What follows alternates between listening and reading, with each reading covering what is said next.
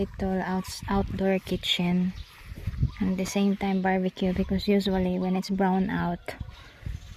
I cook here, you know, I put some hollow block in this area and cooks rice, because we got gas, but we didn't use that,